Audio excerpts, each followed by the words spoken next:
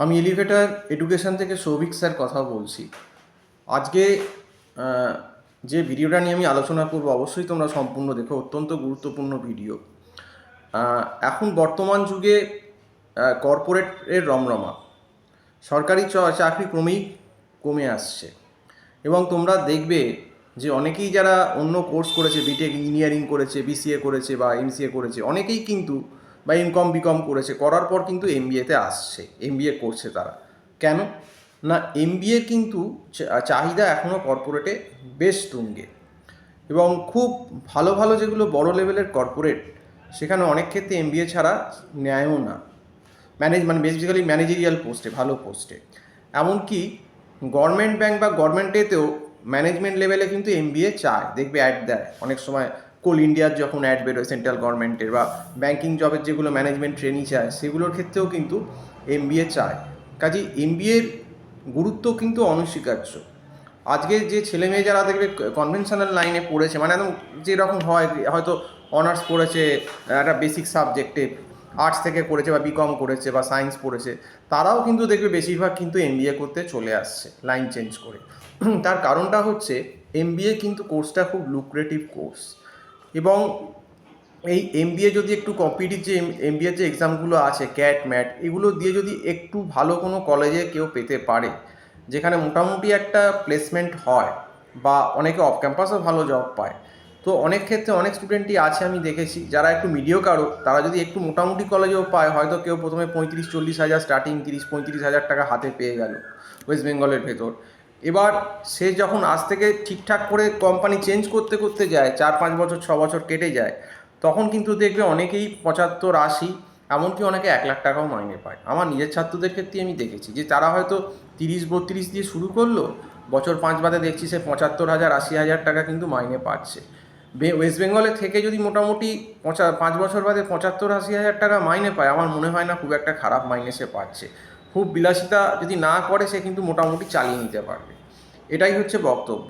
কাজেই এই এত টাকা মাইনে, সেটা কিন্তু শুধুমাত্র এমবিএ করলেই সম্ভব, আদার কোনো কোর্সে সম্ভব না। এবং যারা একটু ভালো এমবিএ কলেজ থেকে করছে এবং একটু প্রথমেই একটা ভালো অন ক্যাম্পাস প্লেসমেন্ট পেয়ে যাচ্ছে, স্টার্টিংয়েই হয়তো একটা হাতে 40,000 টাকা মাইনে পেয়ে গেল, তারা কিন্তু 5-6 বছর বাদে আরামসেই কিন্তু তোমার 90,000 1 লাখ টাকা মাইনে কিন্তু 5-6 বছর বাদে রিচ করে যেতে পারে।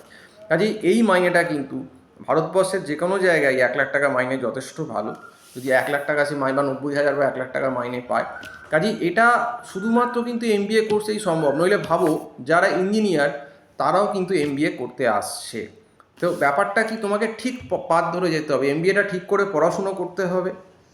পড়াশুনো করার পর তোমার কমিউনিকেশান স্কিলটাকে ডেভেলপ করতে হবে, ইংলিশ কমিউনিকেশান স্কিল, তোমার প্রেজেন্টেশন বাড়াতে হবে, জিডিপিআই প্র্যাকটিস করতে হবে। তো এইগুলো করলে কি হবে, তুমি এমএনসি বড় কোম্পানিতেও পেতে পারবে। এবং এখন তো এরকম হয়, work from home management consultant, management training নিচ্ছে, যে ওয়ার্ক ফ্রম হোম করে দিচ্ছে অস্ট্রেলিয়ান কোম্পানি।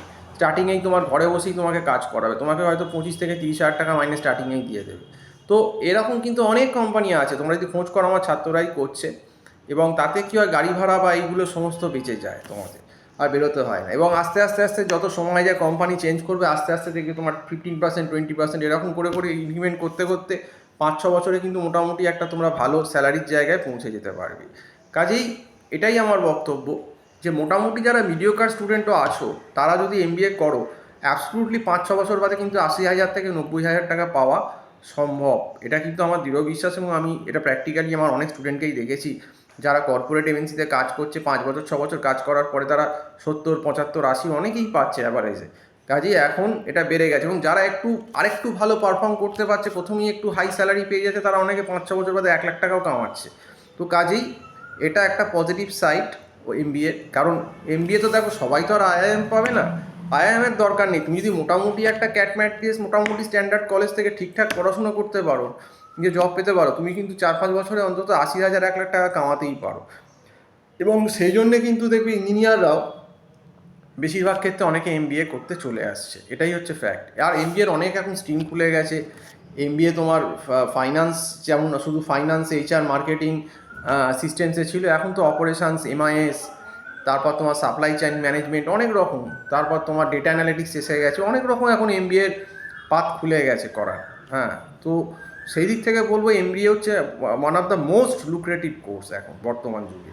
কাজেই সরকারি চাকরির যা ভবিষ্যৎ, সরকারি চাকরি এখন খুব কম। আর সত্যি কথা বলতে এখন পশ্চিমবঙ্গের যা সিচুয়েশান সরকারি চাকরি, বিশেষ করে রাজ্য সরকারে, আমার মনে হয় যারা তোমরা ভিডিওটা দেখছো অবশ্যই এমবিএতে ফোকাস করো এবং এমবিএতে ঠিকভাবে এমবিএ করো। যদি কোনো রকম গাইড লাগে আমার নাম্বার টাইটেলে দেওয়া রয়েছে বা হোয়াটসঅ্যাপও আছে, সেখানে আমার সঙ্গে যোগাযোগ করতে পারো। তো এই অবধি বলেই শেষ করছি। সম্পূর্ণ ভিডিওটা দেখার জন্য অসংখ্য ধন্যবাদ। নমস্কার।